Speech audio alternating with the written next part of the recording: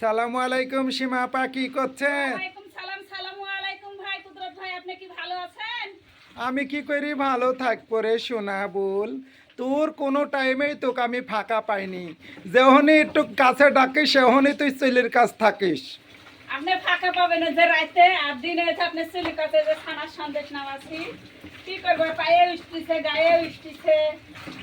ছানার সন্দেশ খুব স্বাদ হয়েছে, আমি লাগছি। এটা ছানার সন্দেশ হবে, খাতে খুব স্বাদ। ছানার সন্দেশ হবে তে আপনার শাশুড়ি আম্মা কই? শাশুড়ি আম্মা গোসল করলো, শাশুড়ি আম্মাও জুগাল টুগাল দিল। আবার থাকি থাকি একটু খানাস মানাস করে, তার মনে হয় আপনি গা গোসল করেন। মুরব্বী মানুষ তো, শীতের দিন এসে দিন সকালেও গা হাত পা ধুই এসে একটু চিলি পাহাড়ে গা এই ছানার সন্দেশ কোথায় কোথায় বিক্রি হবে? হাট রামচন্দ্রপুর শনিবার আর মঙ্গলবার। আর আপনার বাড়িরপুর? বাড়িপুর থাকে না, বাড়িপুর আজ আসলে পাবে। তো বন্ধুদেরকে দাওয়াত দিচ্ছেন সন্দেশ খাওয়া? আমি কাল দাব দাব দিতে পারবো না, কেন? আসে না খুব। তাই না। কেমন করে দাওয়াত দেন? তাহলে আপনার দাওয়াত দেওয়ার মধ্যে ভুল আছে।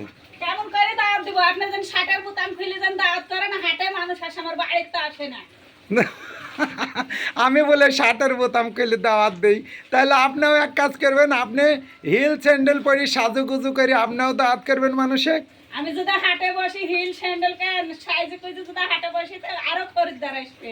কুদরত ভাই কইতো আমার খরিদ্দার বেশি হবে। আপনি যে মেয়ে মানুষ আর আমি যে পুরুষ মানুষ, তার লাগে বলছে আমি নারী তুমি নারী গো,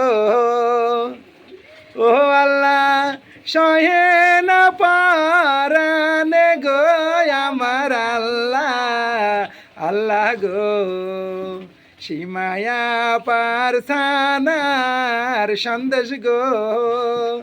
ও বন্ধুরা, কে কে খাবেন আসেন গো আমার বাড়ি, বাড়ি গো। খানার সন্দেশ খাওয়া আসলেই খাওয়া।